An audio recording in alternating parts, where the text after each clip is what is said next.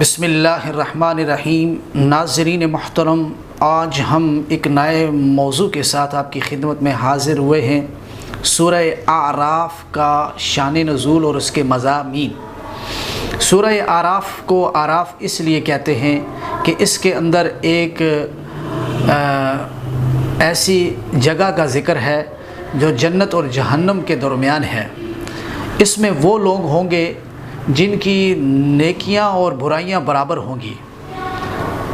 ابھی نیکیوں کی وجہ سے یہ جہنم میں بھی نہیں جائیں گے اور برائیوں کی وجہ سے جو ہے جنت میں بھی نہیں جائیں گے، درمیان میں رہیں گے، اور پھر اللہ سبحانہ و تعالیٰ اپنی مرضی سے ان کے بارے میں جو فیصلہ فرمائے گا وہی ہوگا۔ یہ صورت مکی ہے اور اس کے وہی مضامین ہیں جو ہر مکی صورت کے ہوا کرتے ہیں۔ اس کا آغاز حروف مقطعات سے یعنی میں سے ایک حرف کے ساتھ ہوتا ہے، یعنی الف لام میم صاد، اور اس میں سب سے زیادہ توحید اور رسالت اور تقریر باس و جزا کی گئی ہے، اور اسی میں بشریت کا تاریخ دہرایا گیا ہے، یعنی آدم علیہ السلام کی تخلیق سے لے کر جنت سے زمین پر آنے تک کا قصہ بیان کیا گیا ہے، اور ساتھ ہی شیطان کا آدم علیہ السلام کے سامنے قسمیں کھانا اور جنت کا سارا قصہ، اور پھر سیدنا آدم علیہ السلام کی توبہ کا ذکر اس صورت میں موجود ہے۔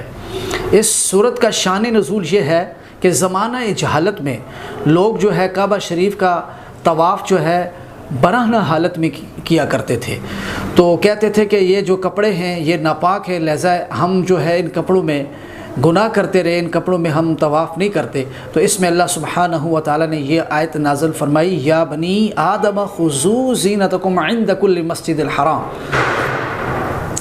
کہ اے لوگو ہر نماز کے وقت اپنی زینت کو اپنا لو، یعنی لباس زیب تن کر لو اور لباس پہن کر اللہ کی عبادت کیا کرو۔ اور اسی صورت میں اللہ سبحانہ و تعالیٰ نے جو ہے انبیاء علیہم السلام کے قصص کو تفصیل کے ساتھ بیان کیا۔ سیدنا نوح علیہ السلام کی تبلیغ کا ذکر ہے اس میں، اور ان کی قوم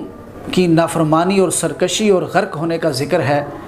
اور ان کے ساتھ جو ایمان لائے ان کی نجات کا ذکر ہے۔ اسی طرح ہود علیہ السلام اور ان کی قوم کا ذکر، اور اسی طرح صالح علیہ السلام اور شعیب علیہ السلام، اور اسی طرح حضرت سیدنا موسیٰ علیہ السلام کا قصہ اس میں بیان کیا گیا۔ اور اسی صورت میں اللہ تعالیٰ نے سیدنا موسیٰ علیہ السلام اور جادوگروں کا جو واقعہ ہے وہ بیان کیا گیا، اور موسیٰ علیہ السلام کو اللہ تعالیٰ نے فتح و نصرت سے نوازا، اور جادوگر جو فرعون کی طرف سے آئے تھے وہ مغلوب ہو گئے، سجدے میں گر گئے، اور ان کے مسلمان ہونے کا ذکر ہے، اور ان کی استقامت کا بھی ذکر ہے، اور فرعون کی دھمکیوں کا بھی اس میں ذکر ہے جو انہوں نے ان کو دی تھی۔ اور اسی صورت میں اللہ تعالیٰ نے بنی اسرائیل کے ساتھ ارض مصر کی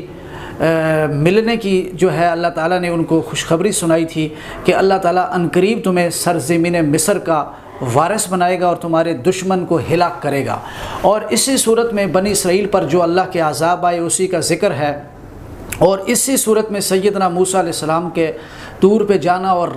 رب العالمین سے جو ہے ہم کلام ہونے کا ذکر ہے، اور یہ پورا واقعہ بیان کیا گیا ہے۔ اور اسی صورت میں بچھڑے کا واقعہ جو سامری نے بنایا تھا، جس کو بنی اسرائیل نے شرک،